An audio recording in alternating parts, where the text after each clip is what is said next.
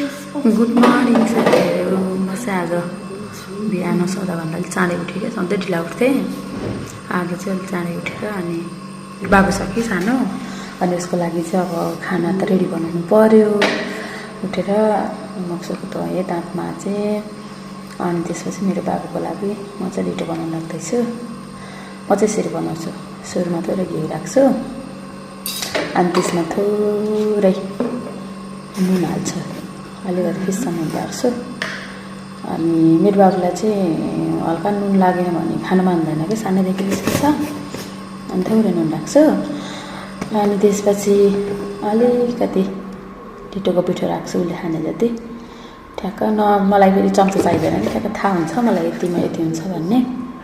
अनि त्यसलाई घिउ र त्यो नुनसँग चाहिँ एकछिन चलाउँछु।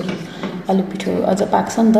अरूहरूले त पानी मात्रै हालेर खुवाइ हुन्छ भन्नुहुन्छ, तर मलाई चाहिँ त्यस्तो मन पर्दैन, मेरो बाबुले पनि खाँदैन त्यस्तो। अनि म चाहिँ यसरी मस्त बनाउँछु। अनि सानो ग्यास लगाएर अनि साइडमा एक कप पानी राखेको थिएँ, एक कप पानी हाल्छु, अनि ठिक्क हुन्छ। मेरो बाबुले त्यति नै खान्छ। अनि त्यसपछि मस्त चलाएर अनि बनाउँछु।